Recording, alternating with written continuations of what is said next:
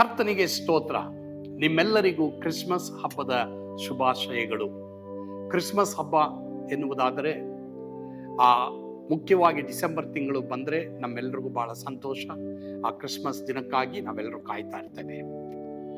ನಿಜವಾದ ಕ್ರಿಸ್ಮಸ್ ಅಂದ್ರೇನು? ಸತ್ಯವೇದದಲ್ಲಿ ಒಬ್ಬ ಮನುಷ್ಯನ ಕುರಿತು ನಾವು ನೋಡ್ತೇವೆ. ನಾವು ಆಚರಿಸುವಂತ ಕ್ರಿಸ್ಮಸ್ಗೂ ಅವನು ಆಚರಿಸಿದಂತ ಮೊದಲನೆಯ ಒಂದು ಕ್ರಿಸ್ಮಸ್ಗೂ ಬಹಳ ವ್ಯತ್ಯಾಸ ಇದೆ. ಹಾಗಾದ್ರೆ ಆ ಮನುಷ್ಯ ಯಾರು?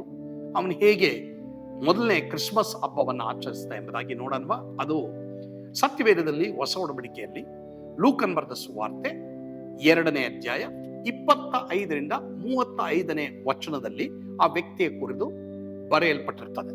ಆದರೆ ನಾನು ಅಷ್ಟು ಭಾಗವನ್ನು ಓದೋದಿಲ್ಲ. ನಿಮಗೆ ನೀವು ಅದನ್ನ ಮನೆಯಲ್ಲಿ ಓದ್ಕೊಳ್ಬೇಕೆಂಬುದಾಗಿ ಬೇಡ್ಕೊಳ್ತೇನೆ. Make it a point. ದಯವಿಟ್ಟು ಆ ಭಾಗವನ್ನು ನೀವು ಓದ್ಕೊಳ್ರಿ.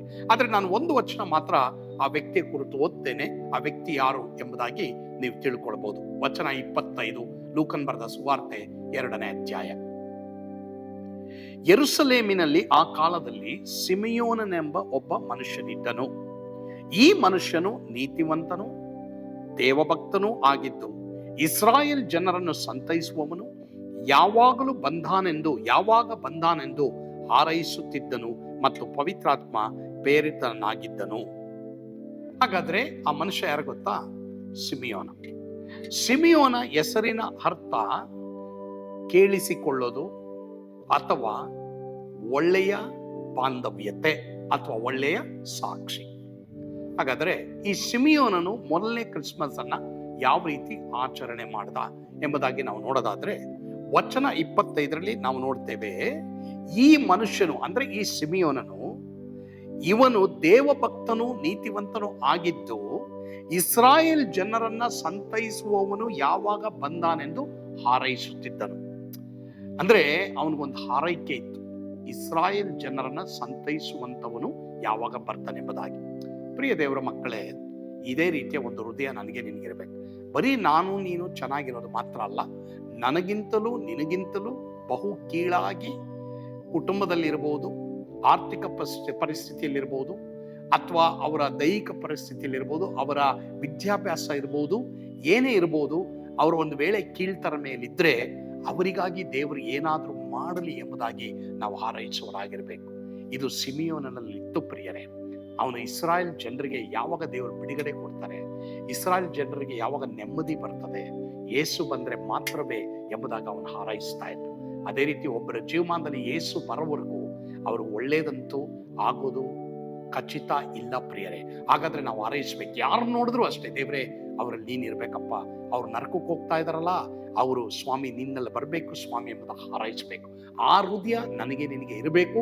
ಆ ಪ್ರಾರ್ಥನಾ ಹೃದಯ ನನಗೆ ನಿನಗೆ ಇರುವಂತದ್ದಾಗಿರ್ಬೇಕು. ಅದೇ ನಿಜವಾದ ಕ್ರಿಸ್ಮಸ್. ಒಂದು ವೇಳೆ ಆ ಪ್ರಾರ್ಥನೆ ಹೃದಯ ಇಲ್ವಾ, ಮತ್ತೊಬ್ಬರ ಕುರಿತು ಒಂದು ಕಾಳಜಿ, ಒಂದು ಯೋಚನೆ, ಒಂದು ಕಣ್ಣೀರೇ ಇಲ್ವಾ, ಇವತ್ತು ಸಿಮಿಯೋನ ನಂತರ ಆ ಹೃದಯವನ್ನ ನೀವು ಪಡೀರಿ. ಪವಿತ್ರಾತ್ಮ ನಿಮಗೆ ಆ ಹೃದಯವನ್ನ ದಯಪಾಲಿಸ್ತಾರೆ.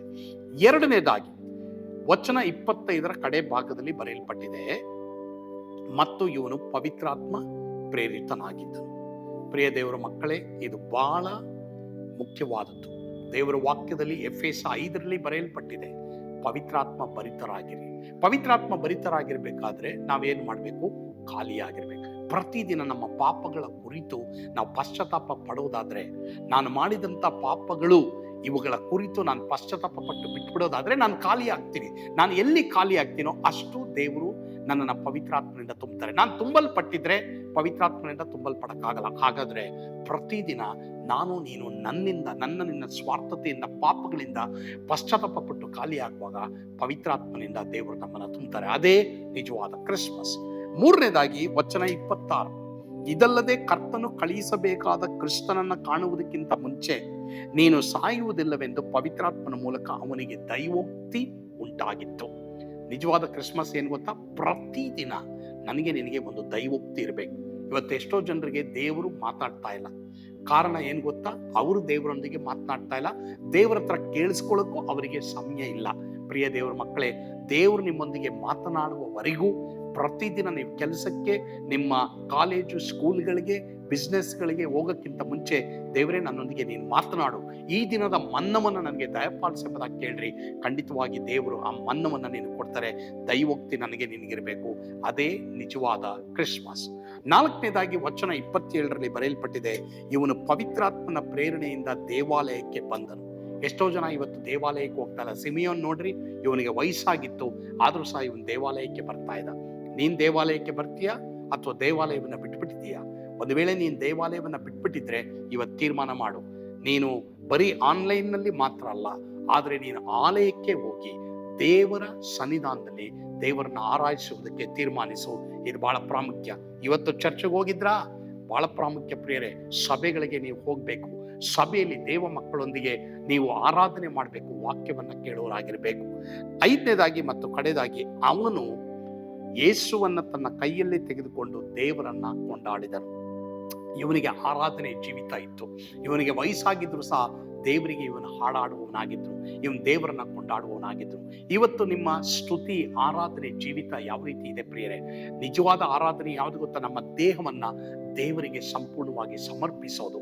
2ನೇದಾಗಿ ಸ್ತುತಿ ಯಾವುದು ಗೊತ್ತಾ? ಭಾನುವಾರಗಳಲ್ಲಿ ದೇವರು ವಾರದಲ್ಲೆಲ್ಲ ನಮಗೆ ಮಾಡಿದಂತ ಕಾರ್ಯಗಳಿಗೆ ದೇವರಿಗೆ ವಂದನೆ ಹೇಳೋದು.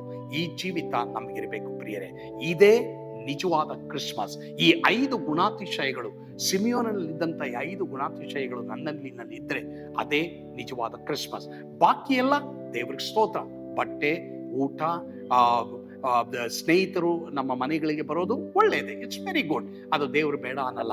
ಆದರೆ ಇದೆಲ್ಲ, ಈ 5 ಕಾರ್ಯಗಳು ನಮ್ಮನ್ನು ಇಲ್ಲದೇನೆ ಕ್ರಿಸ್ಮಸ್ ಅನ್ನು ನಾವು ಮಾಡೋದಾದ್ರೆ ಅದಕ್ಕೆ ನಿಜವಾದ ಅರ್ಥವಿಲ್ಲ.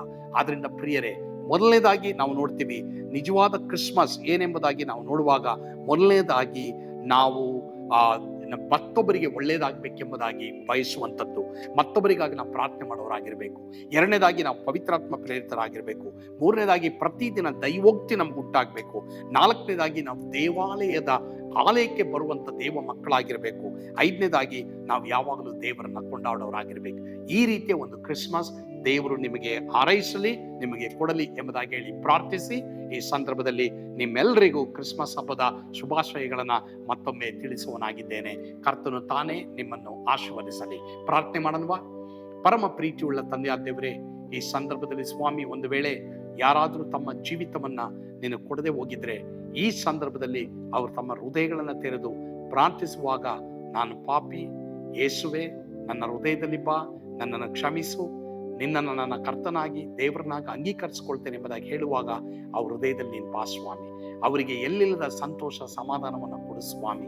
ಸಿಮಿಯೋನನ ಹಾಗೆ ಈ 5 ಕಾರ್ಯಗಳು ಒಳಗೊಂಡಂತ ಕ್ರಿಸ್ಮಸ್ ಅನ್ನ ಅವರು ಆಚರಿಸುವ ಹಾಗೆ ಕೃಪೆ ಕೊಡು. ಆ ರೀತಿ ನೀವು ಮಾಡ್ತೀರಾ, ಅದಕ್ಕಾಗಿ ಸ್ತೋತ್ರ. ಸ್ತುತಿ, ಘನ, ಮಾನ, ಮಹಿಮೆ ನೀವೊಬ್ಬರೇ ಹೊಂದಿಕೊಳ್ಳ್ರಿ ಸ್ವಾಮಿ. ಯೇಸುವಿನ ಹೆಸರಿನಲ್ಲಿ ಪ್ರಾರ್ಥಿಸ್ತೇವೆ ದೇವರೇ, ಆಮೇನ್. ಕರ್ತನು ತಾನೇ ನಿಮ್ಮೆಲ್ಲರನ್ನ ಆಶೀರ್ವಾದ ಮಾಡಲಿ. ನಿಮ್ಮೆಲ್ಲರಿಗೂ ಮತ್ತೊಮ್ಮೆ ಕ್ರಿಸ್ಮಸ್ ಹಬ್ಬದ ಶುಭಾಶಯಗಳು. ಆಮೇನ್.